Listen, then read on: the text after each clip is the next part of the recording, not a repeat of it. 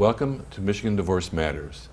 I'd like to thank dads and moms of Michigan for their financial support of this particular program. Are you a friend of yours going through divorce? Do you feel like you're lost in space? Do you feel like the Scarecrow and Wizard of Oz? Which way do I go? This program, Michigan Divorce Matters, is designed to help inform you, the public, about various issues of divorce. I'd like to thank my guests today, Brenda and Randy. Thank you for appearing on this program. Would you tell me a little bit about yourself? Where'd you go to law school? I went to University of Detroit. Okay. And I've been actually, I had a general practice for a number of years, but since 2001 I've been exclusive family law attorney. And since 2005 I've been creating a niche in amicable divorces, where we work with people in one-lawyer divorces, mediation, and in collaborative divorce. That's why I like to see attorneys who specialize in divorce. I've seen people asking, gee, what do you do?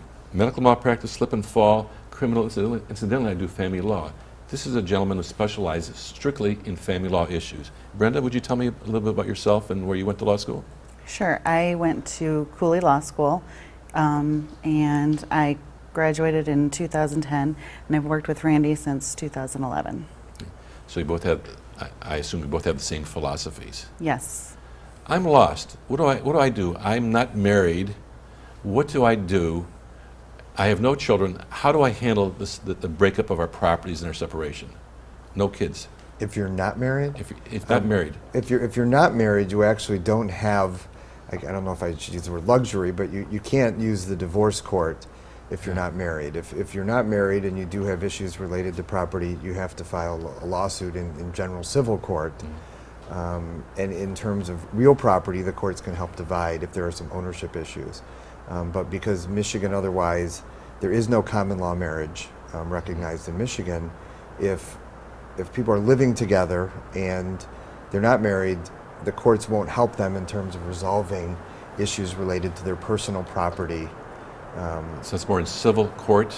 Correct. And that's why we recommend, if people do want to live together, that we can draft, or you go to an attorney to have some sort of a cohabitation agreement for non-married people that outline, it's a contract, and it's enforceable in the civil courts in terms of, so if you two do separate, that contract would guide the courts in terms of how the property should be divided. Brenda, if they're living together, they're not married, and they have kids, how does that change the mix? Well, then you have custody, parenting time, and child support that becomes an issue, and you can file a custody action. And it proceeds somewhat like a divorce, except it's only dealing with the child issues. Well, initially, I understand when somebody files, they go to the Oakland County friend of the court, if it's Oakland County, and they go to the friend of the court counselor where they do an earlier intervention conference, and then they normally go to the SMILE program. Correct. What do you suggest? Where do we put the mixture of the attorneys to help the parties when they have children, not married? How do attorneys help reduce the conflict? Where they come, how they reduce the conflict and where they come involved in the issues then? I guess just being able to counsel your client if the parents aren't getting along, or they can't co-parent effectively, then the attorney can recommend a mental health professional. Oakland County, you have the Early Intervention Conference, which sometimes that might work because you have the SMILE program, which stands for Start Making It Livable for Everyone. And it talks about the effect of, in divorce, but now custody actions also have to go and see the SMILE program as well, and the effect it has on children. So sometimes that'll work. Otherwise, there's other programs in Oakland County that are accessible for that. Well, if I'm either married or not married and we have children, is it better for us to see a counselor, an attorney first before we file, or what is the better way of, in your feelings, Randy, of handling that? In terms of, and I'm not sure, in terms of seeing, I would always recommend somebody seeing a counselor first, Yes. a mental health professional. I think to me, that's the ideal situation. If somebody's having issues related to custody or parenting time of their children, they should really seek out somebody who's a mental health professional to help them resolve those issues. They have specific training. They can actually help the couple reach a resolution amongst themselves. I think seeing an attorney then is the last resort, because most attorneys aren't going to help them reach a resolution that's best for themselves and their kids. They're usually going to then go to the court system, which automatically makes people adversaries, and that's usually the less desirable route to go. But they should seek out, both an attorney and a counselor fairly early in the process, so they know their rights. They do have an understanding of what the courts might do and what the framework might be. We do see people with a lot of unrealistic expectations. So I think it's good to talk to somebody early in the process, but talking to an attorney early in the process doesn't necessarily mean you race to the courthouse and file a custody action in that case. It's maybe just getting some advice and then talking to a counselor. Seeing an attorney, there's several different ways an attorney can respond. Mediation, collaborative law, and just going, as I say, for the throat and really causing a lot of more Right. animosities. What series of that do you like best? Well, we always recommend, and we're both trained in collaborative divorce. I think that's the ideal situation for families, because in a collaborative divorce, and here in Metro Detroit, we use a team approach, an interdisciplinary model where we bring in mental health professionals, and to help coach the parties, we can bring in a child specialist who can meet with the kids, so they have a voice in the process, where in the courts, the kids generally don't have a voice. And in a collaborative divorce, you're encouraging and you're really kind of forcing an out-of-court settlement where the parties control the process. The next best is mediation, where the couple's meeting with a neutral third-party facilitator is helping them reach, again, an out-of-court resolution. And then the worst scenario is going to court, where you have a judge who's really a disinterested third party who's making a decision, frequently without all the facts in the case.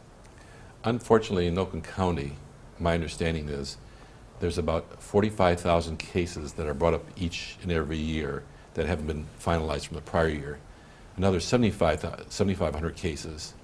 And out of those, if you add up those figures, 20% of those, which I unfortunately work on with the courts, with the ADEPT program, are high conflict. How much time do you think the judges really have to work on those 20%ers? We talk about custody evaluations. I'm sorry, my other psychology friends, I don't believe in those. I don't think they work well at all. I believe there's other ways of handling that particular area better. It's nice if we can start with a more amicable way of handling divorces. What would you do as attorneys when you get these people who are so butting heads together? And what I usually do if I come in, and I've had cases where the parties have already been fighting for a number of years, and my goal is to try and get them out of the court system. I see a lot of people who are on this treadmill where every time there's an issue, they run to the court, they file a motion. Sometimes they've each been through several attorneys, and each attorney has the same approach, which is to just run into court. Sometimes they continue to go to a more aggressive attorney, thinking that that's going to help them. I really try and get them off of that track, maybe call the other attorney and say, hey, let's try and have a meeting outside of court, a four-way meeting, maybe involving a parenting coordinator or psychologist, maybe referring them to the ADEPT program, but something to get them off of that treadmill that's not getting them any results, and try and get them to actually sit down and talk about their issues. Basically, I see, like you mentioned before, when they change attorneys, I say almost like toilet paper. They're not listening to their attorney. I said, please listen to your attorneys. They have a lot of good advice, but no, I want to cut his throat or cut her throat. Forget it. The word motions, I think, is an inappropriate term. It's emotions in court. I think it's a lot of emotions in court. And how can we work better between mental health, you mentioned it briefly, between mental health workers and attorneys? There's no one way to handle everything. How can we work better as a team? To me, I believe a team effort is very important. Right, and that's something in collaborative divorce, is that we have transparency. The What parties, does that mean, transparency? It means that everything is on the table. Nobody has any hidden agenda or any hidden issues. And in a collaborative divorce, we sign a contract that allows for full communication. So if I have a client and they meet with their coach, which is a psychologist or therapist, I then can talk to the therapist and psychologist and find out what's going on in those sessions. And then I also can talk to the coach and tell them what I've been doing, which I find very insightful. Because in all these issues, it's mostly emotional issues, kind of like you say. It's really emotions, not motions. And so by learning what sometimes the psychological issues behind what the clients want help us find a resolution. You know, in a very general term, in a divorce, you know, one psychologist told me the phrase when people are fighting about the house, it's not about the house. It's all the, you know, somebody's trying to get revenge, or they're upset that the person filed for divorce, or there's a perception of winning or losing if they stay in the house. And it's kind of figuring out what those emotions are. A lot of times in custody, we see that it's psychological, that people want joint custody more for their appearances, or so maybe 10 years from now the children will see that, oh, that spouse fought for them. And so a lot of times it's you know, talking to a psychologist and finding out why do they really want certain things. Is it because they think it's best for the kids, or are they doing it because it's best for themselves? They talk about the 12 best interests in the law. To me, that's kind of not really, what's the words I'm looking for? It's really not 12 best interests. I know what's best for my child. She knows what's best for her child. And their viewpoints are entirely different. They're taking it from my point of view or from her point of view as to the best interest of the children. Collaborative law and mediation, can that help through those best interest areas? Is that a helpful way of helping them understand what is really the best interest of the kids? Right. Well, if it was through collaborative, you wouldn't really be talking about the best interest factors. You would just be looking at your family and your children and what's best for everything. So you're not going to do factor by factor. So yes, with the help of a divorce coach, and if you have a child specialist in collaborative that is the voice for the child, I think you can work out a better solution and just leave those factors out of it and just come up with what's in the best interest of the children and the family. It'd be nice if we can do a collaborative or mediation before they go to court and have the two talking heads fighting with each other in court. Right. I've had some people that said, gee, I want to take my child to court so they can see how bad mommy or daddy is. Yes. What's your thoughts about that, having No. children come to court? No, children should not be in court. That comes up a lot. Like, even when somebody says, my child wants to go to court, my child wants to tell the judge, child shouldn't know anything about court or wanting to tell the judge what. It's a horrible place for a child to sit. In the ADEPT program, which I helped to run for the courts, means after divorce, effective parenting together. These are people who have high conflict divorces, and unfortunately, we can't do a frontal lobotomy on some of these people. We sometimes believe we should. Johnny or Janie wants to tell the judge this, or I wonder how much the kids are coached by mommy or daddy. I think the word is brainwashed. There's a book written by a friend of mine, Richard Warshak, called Divorce Poison, where kids are poisoned against one parent or the other. How do we work with those cases as in the legal system? Yeah, I think you mentioned some about parenting coordinators. What else? Right, they're very difficult because once a parent has a mindset that they're trying to get the kids to align with them, instead of so they're putting the kids in the middle, or trying to bring them over to their side. I like the idea of bringing in a parenting coordinator, some type of neutral, who can also meet with the kids, find out the kids' perspective. A lot of times, in most cases, the kids will say to each parent what that parent wants to hear. So when a parent says, well, my child wants to come to court and tell the judge this, usually the other parent is expecting the child to say something completely different. Like Brenda said, the kids should not be in court. And in fact, it is set up that if the kids, in the rare cases when the kids do talk to the judge, it's done in private, it's not recorded, and it's not disclosed what the children are saying, it's still not an ideal situation because most judges don't have any training in how to talk to children, and so I'm sure it's a very uncomfortable situation for the kids, and I don't know if the judges are using it to their advantage because they're not trained in how to really get the right information or how to ask questions from the children. But I think having children meet with a third party, with a mental health professional, is usually the ideal situation. Good. How would you proceed with cases like that? Like you said, you'd go with a trained mental health professional to help work in concert with the legal system. Is probably the best way when you have high conflict divorces. Is that your opinion, Brenda? Yeah, that would be ideal if it's high conflict. If you can convince, if you could convince the parties to deal with a mental health professional, that would be great. Or, as Randy said, with the parenting coordinator. What's sad is, in my experience, is once the parties are kind of down that road and it's a high conflict situation, they've already been to court a number of times, it's very difficult to change the mindset of the parents that court isn't the answer. And even though they're both parents are frustrated and both of them would probably agree that it's not working for the children, what I find is in those situations is when you do propose solutions that get them out of court to do a different path, they're so stuck in that mindset and they believe that that's the right way to do it and they're going to one day win, that they continue to do that. I've had very few cases, unfortunately, where even if we have brought in a parenting coordinator, even if we have gotten them into a therapist and some counseling, in a lot of those cases they eventually just revert back to the court system. What about sanctions to the non-compliant party in those issues? What's your thoughts about that?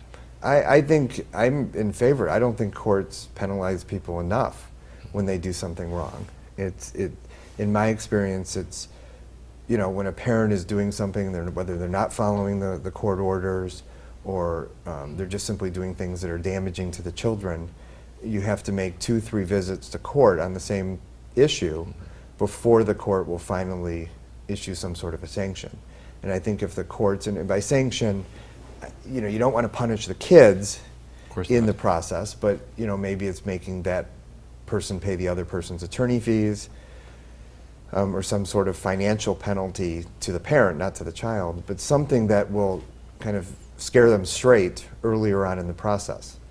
That's a good point. Earlier on in the process, I'm a member of a international organization called the Association for Family Consultation Courts, and I'm on a listserv, and I see different issues throughout the United States and the world. And one gentleman in Texas said, if we don't have a sanction to the non-compliant party, it's like taking a glass of water for a headache instead of an aspirin. It needs to be some kind of meat to it. Right. And right, we see that a lot we get some frustration from our clients who will go to court sometimes and win on the issue, where if the other person isn't complying with a parenting time issue, we may go to court, the judge may order, they'll sign an order saying we're right. They may order, in a parenting time, if they need makeup parenting time, they might order some of that, but there's no sanction. And after a couple times, they start wondering, is it worth it to go to court? Who sanctions them? Is it the courts? Is it if it's a parenting coordinator or the attorney, does it say, well, John or Jane Doe is not following the orders? How does that work in the legal? Right, ultimately it's the judge. In Oakland County, anytime you go to court on a motion for a child-related issue, your first step is to meet with either a friend of the court counselor or a referee, but they only have the power to make a recommendation. So ultimately, if there's a sanction, it has to come from the judge. And I did want to go back when you mentioned earlier about getting involved earlier and kind of early intervention. I know there are some courts in Michigan and Washtenaw County where they do have the parties meet with the mediator or a counselor before their first court appearance, and they have to talk about temporary custody parenting time issues. So I think that is very helpful in keeping people away from litigation, as it starts the process of communicating and talking about resolutions at the beginning of the court process. So it's putting more on the right track instead of in the I'm going to win, I'm going to win against her or him. Correct. So it's better early on intervention more than anything else. Absolutely. Is this pretty common, recognized throughout the legal system or the mental health system, or we're still having problems in that area? Right. No, I don't think so. Unfortunately, the way our current system here is, especially as in Michigan in this area, is the courts that we found have been resistant to early intervention type programs because I think there's a perception that actually delays the process, keeps cases on the judge's dockets longer. I mean, right now the way the system is built, what the most beneficial thing for judges is it kind of gets people through the process quickly. You know, judges kind of get them in and then get them out. And if there's an early intervention process, if they're going to a mediator, sometimes courts believe that the judges are afraid it's going to stay on their dockets longer, and their goal, they actually get graded. There's a Supreme Court, we call docket directive from the Michigan Supreme Court, that tells judges, you know, they have to get X percentage of their cases completed by 6 months, you know, X percentage completed by 9 months. They can't go past a year. So the judges are going to do whatever it takes to get them off the dockets quicker because it helps their statistics look better. And unfortunately, that doesn't work for divorcing parents or parents with custody issues because sometimes, you know, doing something like going to a counselor, while it's going to be more effective and going to get a better result, it takes longer. And so it's working counter to what the judges need to have done. I can see quite often, 'cause as a trained mediator in collaborative law area, I've seen so many times that even the legal system doesn't understand what a mediator is.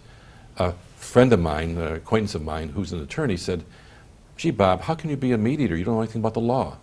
That by the standards as an attorney, as a mediator, you're not supposed to represent the law, are you? No. And as a therapist, I'm not supposed to be a therapist per se, although it's therapeutic, I think. Right. I think both collaborative and mediation are much more therapeutic for the people to understand better how to handle these situations and try to get them to some type of agreement. Right. I see so many times that the public doesn't understand about what mediation's about and collaborative. We're horribly uneducated as far as what those mean, both in the legal and mental health system. Right. And I don't think the courts even understand what mediation is, because here in Metro Detroit, we actually have a term, Michigan mediation is something that is a term that throughout the country, it's a type of mediation where you put the parties in separate rooms and their attorneys are with them in separate rooms, and the mediator really works, you know, it's more shuttle diplomacy where they go back and forth, and it's usually a little arm twisting and trying to get the people to settle, as opposed to true facilitative mediation, which is where the parties are in one room and the mediator's working with them to create a dialogue until they reach a resolution. Mediation is basically involved with child issues, is it not? Is it related to financial issues at all?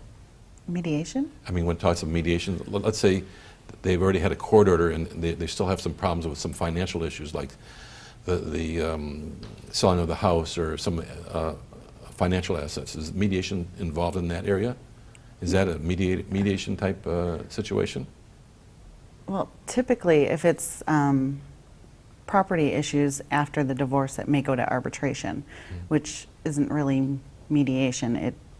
It's oftentimes a mediator or somebody trained in mediation who does it, but it's that person is going to make a decision on who gets what and how something is sold if it's the house, and it's going to be binding. So would you define arbitration for our public? What does that mean? How can you define it better? How's it different compared to mediation? Well, mediation it's a neutral third party who's trying to help facilitate an agreement between the two parties. Arbitration it's out of court, but it's a similar thing as mediation, except you're kind of presenting your case still, and that arbitrator isn't so much facilitating an agreement but making one. So, What do you mean by the term facilitating? Facilitating. How would you define that? That's an excellent question. I don't know. Facilitating it, working with with the parties to come to some sort of agreement. So it's just keeping dialogue going and finding out what people want, what people need, and trying to come up with a solution with them. When somebody files for divorce, my understanding, when they have kids, there's an ex parte order, which means Well, an ex parte is just, one side going into court and getting an order signed by the judge without the other person knowing. And it's common when a divorce is filed that you're basically having the judge sign this order. There's common ex parte orders are a mutual restraining order that says neither party can hide money or dissipate money or transfer money. And then another one that's a status quo order, which is just the bills continue to get paid the same way they were when the divorce was filed. What I think you're referencing is an ex parte like custody order, which is basically having the judge sign an order saying you have custody at the time you file for divorce. Those are becoming less common. In 10 years ago, courts were more disposed to just simply signing them when an attorney presented them, and that would give the filing party a pretty good size advantage at the beginning, because you would file your divorce, you could get an order for custody, and now the ball's in the other side's court where they have to try and overturn that. Now in Oakland County, judges are very hesitant to sign those unless there's, Both parties? Well, one is unless there's some emergency. Otherwise, they make you file a motion and come to court when both parties can then argue their positions.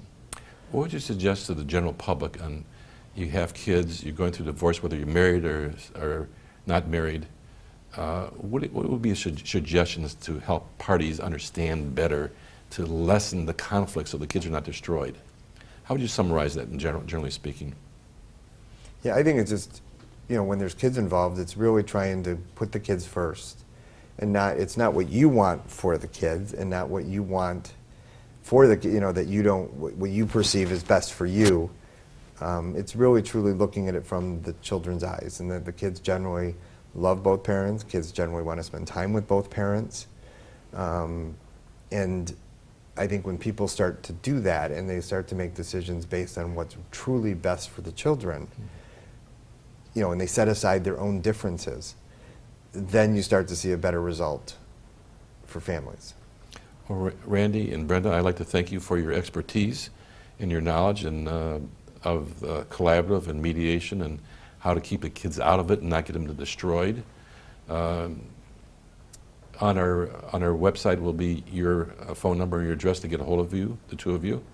And I've known Randy for quite a few years, and I believe that it's a nice way of going about ending the relationship so you're not destroying the kids as much. I'd like to thank you very much for appearing on Michigan Divorce Matters. If you or a friend of yours has a particular issue that you want to discuss about divorce, please feel free to email me at rmhack@comcast.net.